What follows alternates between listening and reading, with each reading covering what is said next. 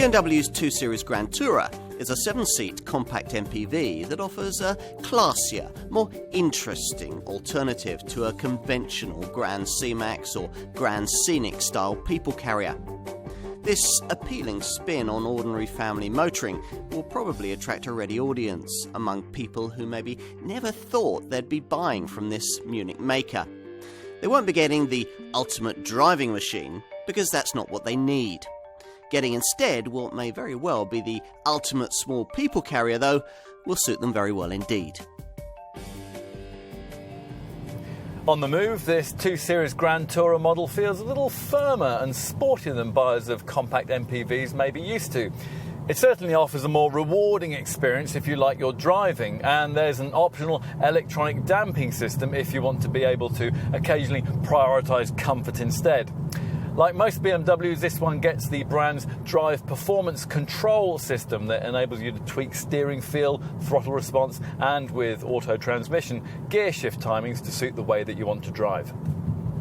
Under the bonnet, the base diesel 216D and petrol 218i variants both borrow 1.5 litre 3-cylinder engines from the Mini hatch, the units developing 116 and 136 brake horsepower respectively. Performance in each case is respectable, but we think that most buyers will be more satisfied with the extra pulling power of the 150 brake horsepower 4-cylinder 218D diesel model that we'd recommend. If you need more performance, there's a 190 brake horsepower 220i petrol derivative, or the car that we're trying here, the 190 brake horsepower 220D diesel, a variant also offered with the option of X-Drive 4-wheel drive. Even with this extra traction in place, this top diesel model can still be very frugal, managing 57.6 miles per gallon on the combined cycle and 129 grams per kilometre of CO2. You'll be choosing this car because you want a BMW, but you need a people carrier. Those whose priorities lie that way around probably won't mind making a few practical compromises to buy into the Munich maker's model range. But, as it turns out here, very few are necessary. True, this 7-seat 2 Series Gran Tourer isn't sized to regularly accommodate 7 adults, but then neither are any of its rivals in the 7-seat compact MPV class.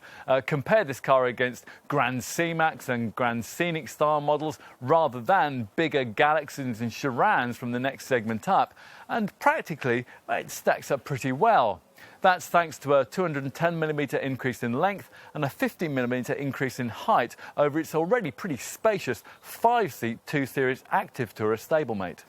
Now, though, it's time to see if this Active Tourer model could really cut the mustard in the muddy dog, smelly gym kit and family holiday-friendly world of the compact MPV. Could you really live with one? Well, first impressions are encouraging. For a start, you get an electrically operated tailgate as standard, which is pretty rare in this class.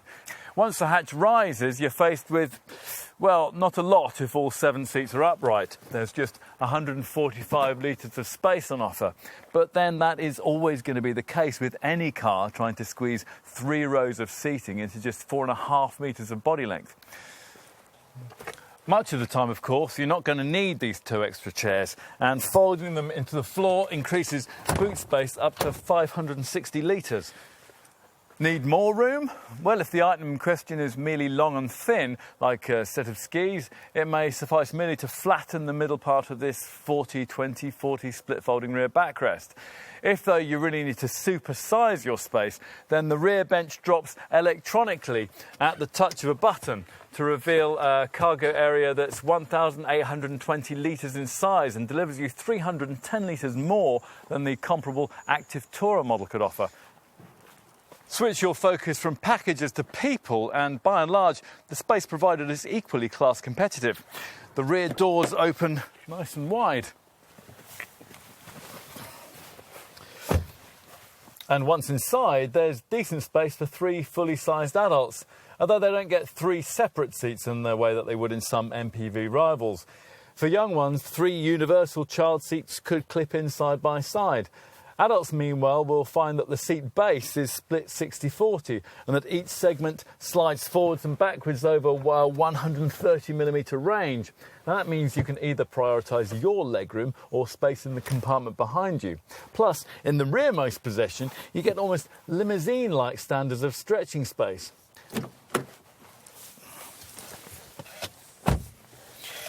Let's go up front, which really is the area of this car that we think will sell it to potential buyers.